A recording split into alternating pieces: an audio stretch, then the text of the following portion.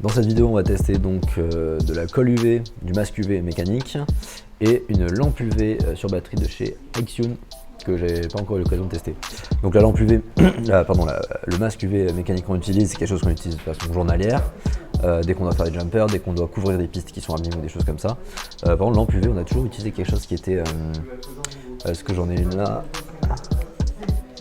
Hop, quelque chose qui est sur fil, d'accord, qu'on a toujours utilisé comme ça. Bon, du coup, il faut une alimentation USB à côté. Et là, du coup, on a une lampe qui est sur batterie, donc c'est peut-être un peu plus pratique, mais après, il faut penser à la recharger.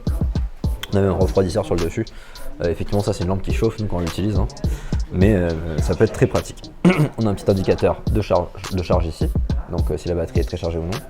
Et ici, il y a un minuteur qui se met en place. Il y a aussi d'autres fonctions. Hop, si j'appuie à 90 secondes, et en fait, si la lumière, je la mets un peu trop haut, hop, il coupe. Si je passe à peu près, allez, on a un angle de 95 degrés, donc il y a un petit gyroscope dedans. C'est pour éviter que les gens prennent la lumière dans les yeux, parce que c'est pas très bon d'avoir ce type de lumière dans les yeux. Alors, on va passer sous le microscope. Et on va appliquer un peu de pâte UV. Hop, donc en fait, ces dispensers là sont pas du tout pratiques pour la colle UV. Pour l'instant, la seule solution qu'on a, c'est qu'on appuie un petit peu à l'arrière pour faire sortir à peine. Si on appuie un peu trop, bah il y a tout qui sort. Ensuite, je vais venir tremper. Est-ce que je vais réussir à montrer ça? Je viens juste tremper la pointe de mon fer dedans, de ma pince, pardon. Et après, bah, selon ce que j'ai besoin d'isoler, et on a appliqué un peu.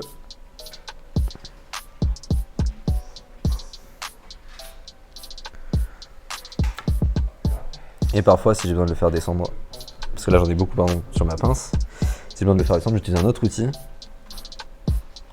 pour l'appliquer, par exemple un petit couteau. Donc là j'en ai beaucoup, il faut toujours avoir quelque chose pour éponger à côté. Donc hop, et ouais, ça tâche pas mal hein, cette colle UV. Donc on rebouche toujours, on s'en met pas sur les vêtements parce que dès qu'il y a du soleil en fait ça va sécher finalement. Je vais venir l'étaler parce que si c'est trop épais en fait on va pas réussir à le sécher. Hop, faut faire des toutes petites couches en fait, hein, quelque chose d'assez fin. Hop, et ensuite je vais venir mettre ma lampe UV. Hop. Et je vais poser ça là. Et normalement il faut juste que je laisse. Alors là il y a un timer pour 90 secondes, donc je vais laisser le timer. Du coup là on a laissé pendant 90 secondes et maintenant on voit que c'est solide. Donc je peux soit je le gratte. Hop. Je peux gratter la colle juste en surface pour que je puisse faire contact, mais effectivement mon jumper ne va plus bouger sauf si je tire un peu trop fort dessus. Donc si on y va comme une brute, ça va s'arracher. Là hop, là j'ai tout enlevé.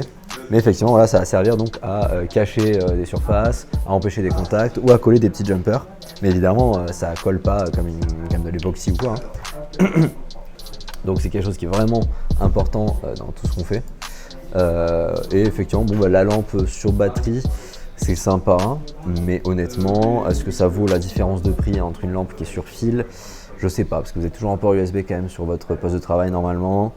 Je suis pas sûr que ce soit nécessaire d'avoir autant de technologie, un truc avec une protection et tout. Ça, je suis pas certain.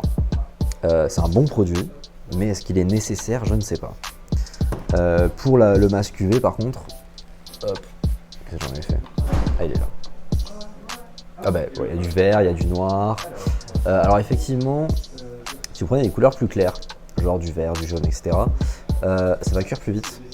D'accord, parce que la lumière va pouvoir traverser un peu mieux et cuire la partie. Parce qu'en fait, il y a un colorant dans un revêtement qui solidifie.